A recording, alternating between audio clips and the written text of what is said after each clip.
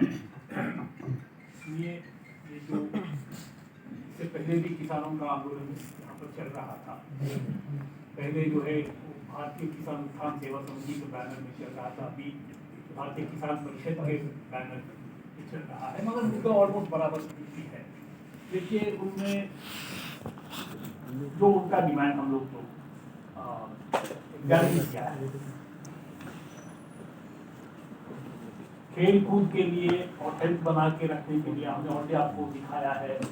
CSR के माध्यम से प्ले ग्राउंड का निर्माण हो रहा है, जिम इक्विपमेंट लग रहा है, ये सब जो है खेल कूद के संबंध में हम लोग प्रयासरत है। No issue.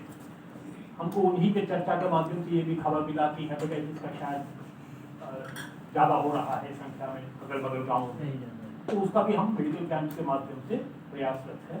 उसको भी हम अवेयरनेस बढ़ाएंगे। सहयोग भी चाहिए लोकल पॉपुलेशन का हेपेटाइटिस के लिए, क्योंकि अपना स्वास्थ्य को अपना भी तरीके से अपना निजी व्यवहार, उनके निजी आदतों को भी बदलने की कभी कभी जरूरत पड़ता है। तो उसका भी डॉक्टर साहब के सहयोग से हम लोग अवगत कराए हैं, इम्प्रूवमेंट करा रहे हैं। बट जो अहम मुद्दे जो आप पे आएंगे, आप जैसे मुआवजा, नौकरी, फ्री बिजली, तो उसमें देखिए विभिन्न स्तरों में इसको एग्जामिन किया गया है। जो हमको वहाँ से एग्जामिन करने के बाद जो हमको डिटेल्स मिले हैं, उसको अवगत भी कराया गया है। ठीक है, हम एग्जामिन कर सकते हैं जब बार बार उठता है, बट ऐसा यह है कि देखिए कॉमन मुआवजा, एम्प्लॉयमेंट, आप जानते ही हैं क्या एम्प्लॉयमेंट का परिवेश ही बदल गया है पूरा। ये भी इवन आप कलेक्टर ऑफिस में जाएंगे या डीएम ऑफिस या कोई गवर्नमेंट पक्का गवर्नमेंट ऑफिस में जाएंगे तो आप देखे होंगे ओवर द ईयर्स कैसे एम्प्लॉयमेंट का संख्या घटता आ रहा है। तो यही सब कंस्ट्रेंट्स हैं। देखिए एक चीज मैं स्पष्ट कहना चाहूंगा, हमारे अगल बगल में जो भी गांव है, जो भी समाज है, जो भी कम्युनिटी है, हम हमेशा उनको साथ में ले चलने का ही हमारा प्रयास रहता है। क्योंकि देखिए इतना बड़ा संस्था जो है आइसोलेशन में तो नहीं काम कर सकता है, हमको कुछ देना भी है, कुछ लेना भी। तो म्यूचुअल रेस्पेक्ट के हिसाब से परस्पर आधार के आधार पे हम चलते हैं। बट संभव यह है कि कभी कभी कुछ मुद्दे को हम उतना सकारात्मक रिप्लाई नहीं कर पाएंगे। तो आपको अपना पावर का भी जनरेशन रखना है, अपना बिजनेस का भी ये करना है, फिर भी हम लोग एग्जामिन करेंगे, दोबारा पुनर्विचार करेंगे, देखेंगे किस स्तर पे ये होगा। सर मेरा अपना सवाल घड़ियाल सर से है। आपने सर प्रेजेंटेशन दिखाई, काफ़ी अच्छा उसमें दिखाया इंफ्रास्ट्रक्चर को लेकर, एजुकेशन को लेकर, वुमन एम्पावरमेंट को लेकर। लेकिन कुछ केस स्टडी मैंने देखा है सर, एनटीपीसी से गाजियाबाद का जो लिंक है वो काफ़ी दुरुस्त है, लेकिन एनटीपीसी से दादरी का जो लिंक है मैं उस परिप्रेक्ष्य में कह रहा हूँ, यातायात परिप्रेक्ष्य वो इतना अच्छा नहीं है। कई मैंने देखी है लड़कियाँ जो एनटीपीसी क्षेत्र से दादरी पढ़ती हैं, यातायात व्यवस्था बहुत अच्छी न होने के कारण उन्हें वाया मसूरी, लालपुआ हो करके बादलपुर डिग्री कॉलेज तक जाना पड़ता है, जबकि यहाँ से बादलपुर कॉलेज की अगर दूरी देखें तो उससे जस्ट आधी है। तो ऐसी कोई परिपूर्ण व्यवस्था की जाए इस क्षेत्र के लिए सार्वजनिक यातायात की, जिससे दादरी से लिंक थोड़ा अच्छा हो जाए। और एक सवाल और मेरा था सर, ITI आप चलाते हैं काफ़ी लंबे समय से, बहुत अच्छी बात है। अब तो हमारे प्रशासन, मेरा सवाल ये है कि जो वहाँ से पास आउट जाते हैं उन्हें नौकरी दिलाने के लिए, कंपनी से अप्रोच करने के लिए क्या प्रावधान किए गए हैं? क्योंकि अब तो जिला प्रशासन भी हमारा रोजगार मेले आयोजित करके ऐसे युवाओं को नौकरी के लिए अप्रोच करता है। ये बात अपना दूसरा सवाल का मैं पहले जवाब देता हूँ। देखिए हाल में ही हम लोग जो है लखनऊ गए थे, और लखनऊ में जो ITI का सर्वोत्तम अधिकारी है, क्या नाम था बेटा था, मिस्टर चौरसिया थे, वो IAS ऑफिसर है, वो सीनियर ऑफिसर है, वो जो पूरा इसको जो ये करता है, हम उनसे पर्सनली मुलाकात करके आए हैं। तो ये ITI को कई स्तर पे हमारे इम्प्रूवमेंट करने का प्लान है। एक है जिसमें उदाहरण के तौर पर आपको शेयर कर रहा हूँ, बहुत ज़्यादा ये नहीं है, स्पेसिफिक नहीं है, वो ट्रेड्स को और कॉन्टेम्परेरी ट्रेड्स करना है। इलेक्ट्रीशियन फिटर तो है ही, जो पावर जनरेशन का बिजनेस बदल रहा है उसके आधार पे ट्रेड्स को इम्प्रूव करना है, वहाँ का इंफ्रास्ट्रक्चर इम्प्रूव करना है। जैसे आपने बोला है जॉब मेलास जो कहा जाता है, जॉब मेलास या एंड में जो बैक एंड का टाई अप सम इंडस्ट्रीज जो सूटेबल है, तो सब के लिए हम लोग उनको रिक्वेस्ट किया उस टीम को कृपया एक बार विजिट करें यहाँ पर। एंड हम लोग हमेशा एजुकेशन वोकेशनल ट्रेनिंग को प्राथमिकता देते हैं। हाँ, एंड पावर स्किल डेवलपमेंट का एक संस्था भी है, उनसे भी हम लोग ये में है, जैसे बोलते हैं ना अपस्किलिंग, रीस्किलिंग, कॉन्टेम्परेरी स्किलिंग, जैसे स्किल डेवलपमेंट जो है अभी सरकार का भी एक अहम ये है ना, नेशनल स्किल डेवलपमेंट कॉर्पोरेशन के माध्यम से, तो हम इसको काफी ये दिया है। हम उनसे रिक्वेस्ट किया एक बार उनका टीम आए यहाँ पर, तो we will try to improve. ITI अच्छा काम भी कर रहा है एंड उसमें सुधारने की भी जरूरत है, उससे भी हम लोग अवगत हैं, familiar with the situation there. मैं खुद विजिट किया हूँ आईटीआई, मेरा कोलीग्स भी विजिट किए हैं, तो whatever improvements are possible next couple of years में वी लेते हैं। ट्रांसपोर्ट एक सुनिए, एक चीज़ है कि हम आने वाले इसी ये में तकरीबन वो 50 पीपल नेबरिंग विलेजेस से आइडेंटिफाई करके through one skill development agency CIDC,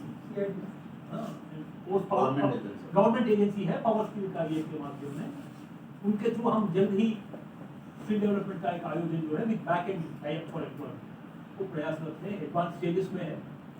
hopefully वो और 15 दिन और 1 महीने के अंदर कंप्लीट होगी। मेरा पहला सवाल अभी बच्चों। हाँ, यातायात का साधन देखिए, एक चीज है, यातायात का साधन काफी इम्प्रूव करेगा, बट आपका हाथ में कुछ नहीं। that's what it is. Okay. Basically क्या है, हमको देखिए जितना भी नजदीक में ऑफिशियल्स होता है ट्रांसपोर्टेशन डिपार्टमेंट, उनको साथ में जाके थोड़ा सा बात करके थोड़ा सा इस रास्ते में बसेस को ज़्यादा बढ़ाने के लिए हम लोग रिक्वेस्ट करते हैं। देखिए मैं सड़क में मेरा बस चलने के लिए कोई अधिकार है, थोड़ा हमारा भी मजबूरी को आप लोग आप लोग सर इंडिविजुअल अप्रोच करते तो उतना सफल नहीं होता। आप इसलिए अप्रोच करेंगे हाँ हम लोग होता है सर। देखिए अभी रिसेंटली बातचीत भी हुआ है, एक ये है हॉस्पिटल बना, ये एताक हॉस्पिटल है यहाँ से नजदीक में, मोहन स्वरूप है। अगर यहाँ पे नजदीक में वो ये का हॉस्पिटल होने से कुछ लोगों को फायदा मिलेगा। मैं सीधा बाहर में मेरा हॉस्पिटल है ओपन टू ऑल, वो भी आके कभी भी इलाज ले सकता है, उसमें नॉमिनल चार्जेस है, बट बाहर में इलाज रखने के लिए PSS हॉस्पिटल के लिए साथ भी जाके मिला है, कोशिश करते हैं। इस तरीके से जो हमारा हाथ में नहीं है, जो स्टेट गवर्नमेंट का पर्व्यू है, उन लोगों से ऑफिसर से बात करके जो हम मदद कर सकता है मदद करके उसको लाने के लिए कोशिश करते हैं। सर शिक्षा के लिए एक मेरा सवाल है।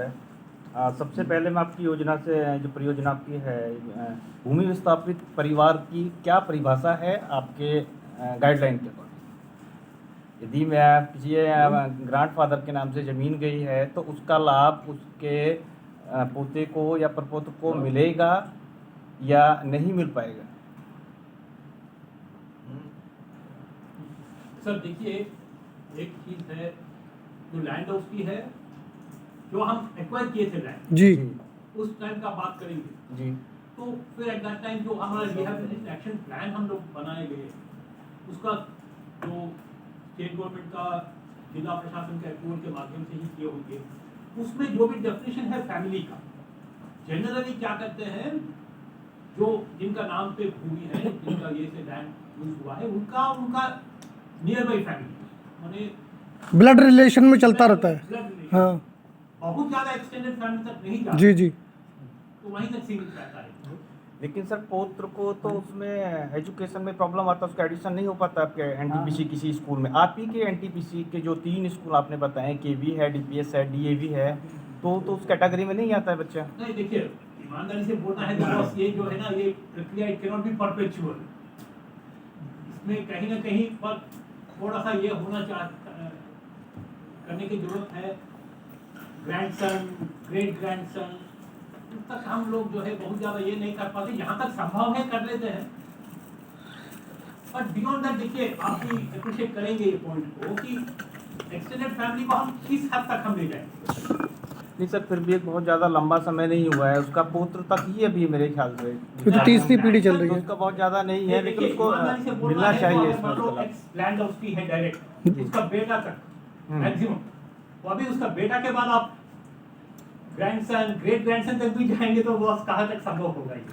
नहीं, किसी का सर ग्रैंडफादर जीवित है और उसकी लैंड एक्वायर हुई थी। इसमें क्या है, आप कुछ बोलन दो। Right to information act sir, 10% of the seats can be given to the local below poverty line. Land ऑस्टी की परिभाषा मेरे मायने से जो मुझे ध्यान में आ रहा है, जिस पर्पज के लिए ये लैंड एक्वायर की गई, लीज पे ली गई 90 साल के लिए, एनटीपीसी प्रोजेक्ट, जब तक ये प्रोजेक्ट रहेगा तब तक लैंड ऑस्टी उससे जुड़ा रहेगा, तो उसकी पीढ़ी दर पीढ़ी मान्य होगी, ऐसा लिखा है। क्योंकि वही लैंड तो उस किसान के परिवार को पाल रही थी, दादा को पाल रही थी, बाप को पाल रही थी, बेटे को भी पालेगी। और वो जब जरिया चला गया, जरिया तो हमने राष्ट्र के विकास के लिए दिया था ना जी, तो जब तक किसान का विकास नहीं होगा तब तक राष्ट्र का विकास कैसे संभव है? फिर जब किसान ही नहीं रहेगा तो राष्ट्र कैसे रहेगा? विकास के लिए दिया है और उनके लिए जो एट दैट टाइम जो रिहैबिलिटेशन एक्शन प्लान के मुताबिक जो रिहैबिलिटेशन रीसेटलमेंट का मेजर्स लिया गया था वो जरूर प्रदान किए गए थे। ठीक है, आपका जो ये है एज ए रिस्पॉन्सिबिलिटी हम कंसीडर कर सकते हैं, हाँ। बट देन कहीं ना कहीं थोड़ा सा हमारा भी लिमिटेशन आता है। नहीं, वो बात आपकी ठीक है। विकास जी ने जो मुद्दा उठाया है कि भाई स्कूलों में एडमिशन नहीं होता है, वो कहते हैं कि लैंड गई थी कैकी और फ़ायदा लेना चाह रहा है घे तक, ठीक है, अगर कोई स्पेसिफिक तो इसको दिखवाइए जी। एक्चुअली ना सर, वो सभी को पालती है ना उसके परिवार। वो सवाल ये एनटीपीसी परस्पेक्टिव में है। 2013 में 5 मेगावाट का सोलर प्लांट लगा था, उस समय बात हुई थी कि हम इसे बढ़ाकर 100 मेगावाट तक लेके जाएंगे यहाँ पे। तो वो अभी किस स्थिति में है? और दूसरा सवाल मेरा ये है सर, इसी से रिलेटेड मेरा ये है सर कि वर्तमान में कौन उतना अभी हमारे पास उतना जगह नहीं है एक्स्ट्रा सोलर प्लांट लगाने के। वर्तमान में आपने बताया था कौन से जो बिजली बन रही है और कैसे वो काफी ये खर्च काफी आ रहा है। इस टाइम में कुछ प्राइवेट कंपनी भी बिजली के क्षेत्र में आई है सर, तो ऐसे में एनटीपीसी को कंपटीशन और प्रेशर दोनों का सामना करना पड़ रहा है। तो उसी स्थिति में एनटीपीसी कैसे उसे हैंडल कर दिया और बिजली की खपत को कंज्यूमर फ्रेंडली बनाने के लिए क्या प्रयास कर रहे हैं आप लोग इस कंपटीशन के बावजूद? देखिए, आज का दिन में एनटीपीसी का टोटल एनटीपीसी का देखेंगे 17% इज इन कैपेसिटी में। कैपेसिटी के माध्यम से देखेंगे अराउंड 400,000 मेगावाट टोटल कैपेसिटी है, उसमें वी आर हैविंग ओनली 70,000।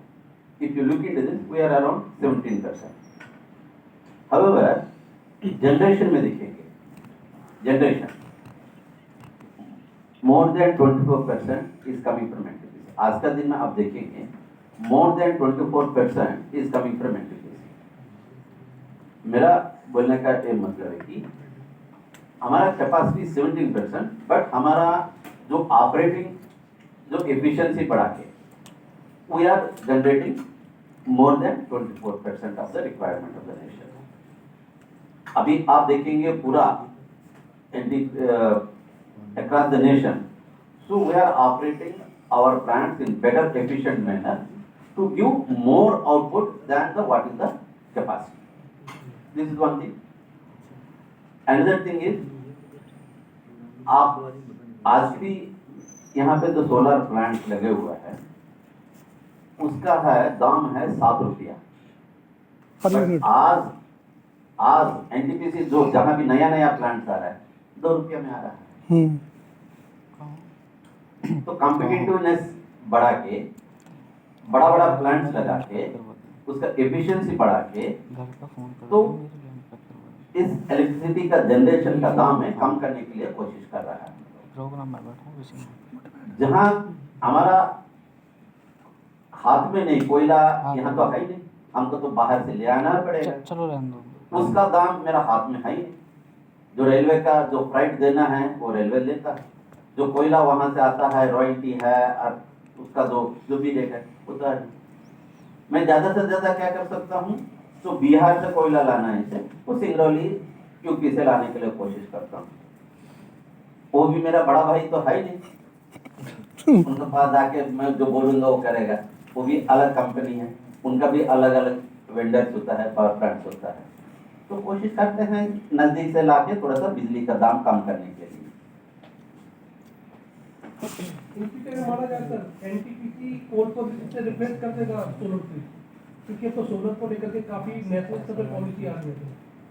अभी देखिए, आप लोगों को सबको विजिट है सितंबर 2021 में पूरा एंटायर नेशन में बिजली का माध्यम से एक बबल हो गया है। प्लांट चलाने के लिए कोयला है नहीं, जो पावर का बिजली का रिक्वायरमेंट है पूरा बढ़ गया है। मेरे पास भी उस समय प्लांट चलाने के लिए उतना कोयला नहीं, हमको भी जनरेशन को कम करना पड़ा, क्योंकि उस समय कोयला किसी का पास है ही नहीं। कोयला जो रिक्वायरमेंट है हम लोग आपूर्ति नहीं कर पाया, ले नहीं पाया, मिला नहीं। उसका पहले सोचता था पूरा कोयला प्लांट को बंद कर देते हैं, सोलर प्लांट में चला जाता है। ये सोलर प्लांट है तो दिन में चलेगा, रात में तो चलेगा, शाम को 6 बजे के बाद हमको तो पावर तो चाहिए। तो उसमें अभी भी थोड़ा नहीं लोग, वो सोलर प्लांट आएगा, उसमें मेनली जो प्रॉब्लम है स्टोरेज के पास, जो बैटरी का स्टोरेज के पास। हाँ, अगर उसमें डेवलपमेंट इनोवेशन ज़्यादा होगा, उसमें इम्प्रूवमेंट आएगा, देन हम लोग कोल को भूल जा सकता है। तब तक के लिए हमको थोड़ा सा कोयला का साथ चलना पड़ेगा। मेरा बात नहीं, हमारा ऑनरेबल प्राइम मिनिस्टर साहब भी बोला है, हम लोग इतना जल्दी कोयला को छोड़ेंगे नहीं, हम थोड़ी देर के बाद थोड़े समय तक कोयला ही चलना पड़ेगा। साथ साथ में हमको ये सोलर को, विंड को हमको आगे बढ़ाना है। इसलिए अगर हम देखेंगे तो 10 साल पहले जो 15 रुपया सोलर बिजली है, आज 2 रुपया तो हो गया है। तो इतना अचीवमेंट और क्या चाहिए हमको।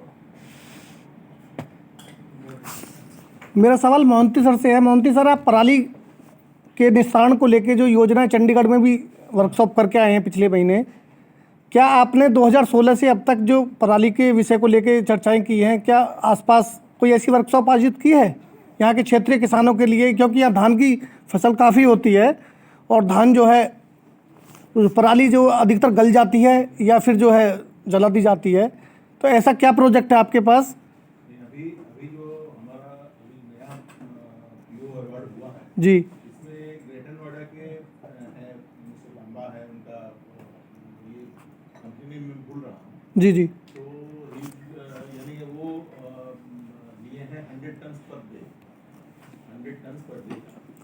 तो वो उनको हम लोग अभी भी लास्ट मंथ में हम लोग एक वीडियो कॉन्फ्रेंसिंग किए थे, उनको भी रिक्वेस्ट किए थे कि आपको जो चाहिए और हमसे जो चाहिए, कि क्या ना अभी बहुत सारा गवर्नमेंट से भी सब्सिडी मिल रहा है। जी जी, और हम लोगों के पास जो अदर वेंडर्स हैं, जैसे चंडीगढ़ में हैं कुछ लोग कर रहे हैं, हरियाणा में हैं और पंजाब में हैं, तो वो लोग भी मशीन खरीद रहे हैं फ्रॉम गुजरात। नहीं, मेरा क्वेश्चन करने का आशय यह था कि आप जो वेंडर्स तो ढूंढ रहे हैं, हमारे डायरेक्ट यदि किसान के साथ आप मीटिंग करें और वहीं गांव से ही एक वेंडर निकालें, एक समूह बना के, जैसे आप बता रहे हैं समूह बना के पापड़ बनवा सकते हैं, तो समूह बना के पराली भी खरीद सकते हैं।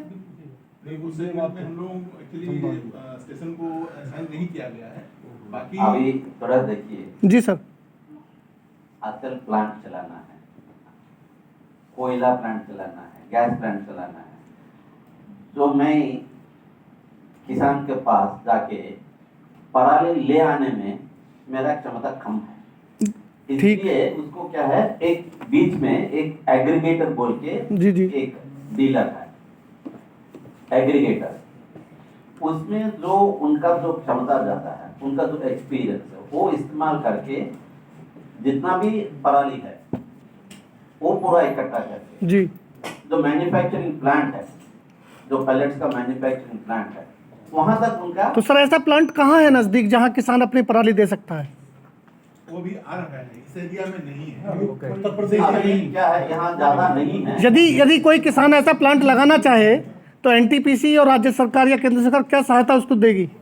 अभी में जब हम लोग क्या बोलो, सर अभी हाल में जी सर। पिछले हफ्ते भी सरकार ने एक फैसला लिया था, ministry of environment and forest ने एक वर्कशॉप करा था जिसमें सेंट्रल पोल्यूशन कंट्रोल बोर्ड ने एक बार के लिए डिसाइड फैसला किया है कि एनसीआर के इलाके के लिए जो भी पराली का प्लांट बनाना चाहेगा जी उसको 14 लाख रुपए प्रति टन के हिसाब से वित्त सहायता दी जाएगी।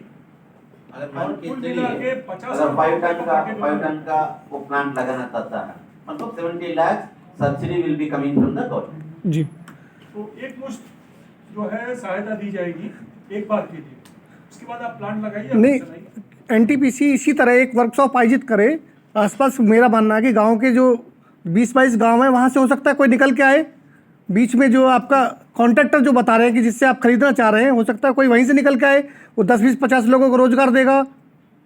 भाई बाहर का कोशिश करें। अभी क्या है, अभी तक आज का दिन में जो चंडीगढ़ में आयोजन किया है वर्कशॉप, जी, जी। एनटीपीसी ने किया है, जयपुर में भी किया है, एनटीपीसी ने किया है। हम लोग इसलिए वहाँ करा है कि वहाँ पे ज्यादा फुटफॉल ज्यादा है, मतलब ज्यादा किसान लोग। नहीं, आश्चर्य ये हुआ कि हरियाणा में धान की खपत बहुत उपज कम है, रेगिस्तान का इलाका है, वहाँ पे धान खोज रहे हैं, पराली खोज रहे हैं। पंजाब में करते, यूपी में करते तो चलो देखते भी कि भाई। धान को छोड़ के अभी हम लोगों का जो मूंगफली है और सरसों हाँ, तो किस है, किस चीज़ से ये प्लेट्स बनाए जाएंगे? जो जितना भी वो एग्रीकल्चर रेसिड्यू है, अभी क्या है, ये आप लोगों को थोड़ा सा ये भी जानकारी दे देता हूँ। जी इस इलाके में, एनसीआर रीजन में, कोयला पावर प्लांट छोड़ के और कोई कोयला से इस्तेमाल नहीं कर सकता है, कोयला इस्तेमाल नहीं कर पाएंगे, तो उनको जो पुराना जितना भी बॉयलर्स है उनको मिलेगा क्या? They are shifting on PNG, sir. हाँ। PNG पे पीएनजी जो- पाइप नेचुरल गैस 10 में डाल। ऑप्शनल 10 ऑप्शनल जो दिए हैं, उन्होंने ऑप्शन दिए हैं एयर कमीशन, क्वालिटी कमीशन ने, हाँ। They are going to shifting on that हाँ, फ्यूल। बट हमारे पास उतना गैस नहीं है, तो इसलिए क्या है, जो पैलेट्स मेरे पास, मैं 20,000 बायोमास पैलेट मैंने यहाँ पे जलाया, बट आज का दिन में मेरे पास कोई पैलेट्स नहीं आ रहा है। इसलिए नहीं आ रहा है कि बगल वाला जितना भी जो इंडस्ट्रियल यूनिट है उसको ले जा रहा है। पहले मैं अकेला इस्तेमाल कर रहा था, मैं मिलता था, अभी उनको कोयला नहीं मिल रहा है, तो वो बायोमास पैलेट्स वो ले जा रहा है, उसका डिमांड भी ज्यादा है। धीरे धीरे बहुत महंगा होगा।